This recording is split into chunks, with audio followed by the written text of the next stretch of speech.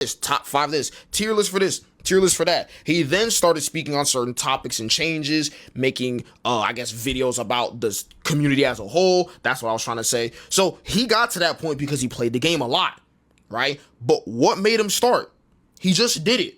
See, your viewers can pick up on whether or not you're very knowledgeable on a specific topic. And then it gets to the point where TikTok looks at you and says, bro, he knows what he's talking about. We have no choice but to push this damn video. I've done the same thing on my page. If I post a COD video and I know what I'm talking about, TikTok pushes it. If I make a video on Battlefield 6, TikTok pushes that damn video. I've even made a video about the GTA 5 Hall of Fame freaking weapons for GTA 5 Online. That video did pretty good. But you want to know why? I have 90 days playing GTA 5 Online. A lot of freaking time. So I knew what I was talking about. I related to the viewers with the experiences I had. I said certain things that only specific GTA 5 players understand. I was able to relate to that audience very well because of how knowledgeable I was in that topic. So that's literally it. You start off with one game. Once you sort of solidify that sort of fan base and your viewership and your followers start to go up, then you can start expanding into other games that you're very well knowledgeable on. That's the order of operations, I would say, in order to do that. But yeah, it's kind of what I did. I want you guys to take a look at the revenue made for one of my videos on my main page. See, as y'all can see, $386. Pretty good for one particular TikTok video. But the crazy thing is, remember when I said all those additional rewards hit at once? This is how much they were going to pay me initially. $25. That's how much some of y'all probably getting paid for hundreds of thousands of views. But the additional rewards, I mean, dog, this is one video. This is one freaking video. Wait, hold on, back to the 25. Huh? Take a look at this abomination down here. 135K qualified views. You're paying me 18 cents? Are we serious? Bro, look, I don't know who at TikTok decided to bless your boy, but I'm telling y'all right now, I would do strange things to keep this shit on my main account. I'm just gonna say that right now, bro. I'm very grateful. I'm very appreciative. I'm not doing no stupid outlandish shit, but I will do some things to keep this on my account. It's really crazy to think because this is literally how much a lot of y'all are getting paid right now. I made that video about how the TikTok Creator Rewards program is basically paying peanuts. Yes, peanuts is what I said. Holy, that auto transcription was horrible. But besides that point, this is literally what I mean. Some of y'all in the comment section with blue checks were getting $25 for millions of views. That is very disrespectful. This additional rewards is blessing me. If you have a TikTok account, you see these light blue bars on any of your videos, I'm gonna need you to lock yourself in your house. Don't leave that shit for like a week. Crank out as many videos as you can, because this is a lot better than this. $25. They were really gonna pay me $25. I'll make more as a sharecropper. What is this dumbass shit? The thing that's holding you back when it comes to content is you need to drop your ego. You are not an influencer off the rip. You can't automatically expect everybody to just watch you for whatever the hell you want to talk about under the damn sun. Please understand, it takes a decent amount of time for you to get to that point in the first place, but off rip, you need to provide some sort of value or entertainment in a particular category. Once people are able to categorize you for something and they watch you more often, then they start to like you as a person.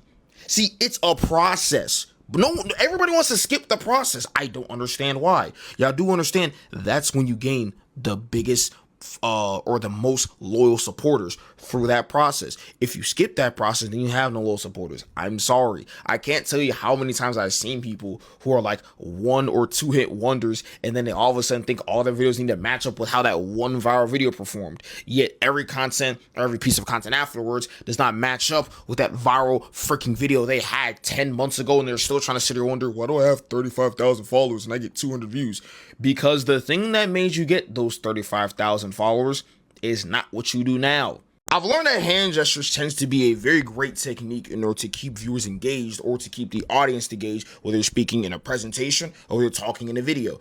I did a project presentation when I was in college, and I remember I literally showed up. I didn't practice anything. I said, F this. I was recording content. I was playing Call of Duty, and I just printed out a sheet of paper with all the notes that I needed on it. But the thing was, I went in there and I said, all right, I'm going to do my absolute best during this presentation. My professor literally pulled me to the side and said, you probably did the greatest presentation I have ever seen if you just didn't have that damn piece of paper. I was like, Fuck.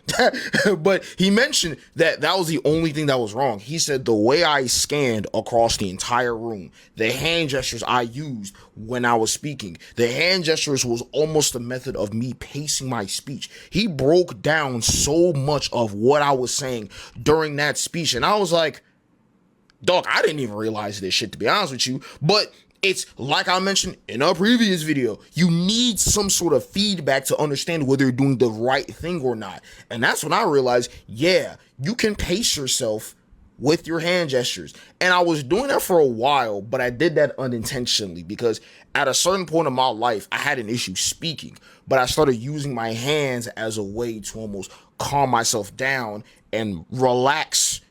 Because as long as my hands are moving, this is how fast I should be talking.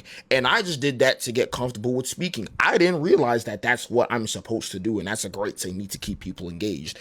But now I learned that it is. So, yeah, you should do that too. Because what's more enticing? Me sitting here talking to you like this the entire time of the video? Dude, that fucking looks scary just looking at my damn self. I'm not gonna lie. But if I'm using my hands a lot, then it's like, okay, he seems a little more animated. He seems more realistic. Like what he's saying got some emphasis to it because he's using his hands. That scared the shit out of me. Yeah, start moving your hands a bit when you make your videos. It might help a lot. And it helps pace your speech. If you're a content creator watching this, I highly encourage you to start making videos where you're speaking your mind on a specific topic that you have expertise in, almost as if you're an authoritative figure.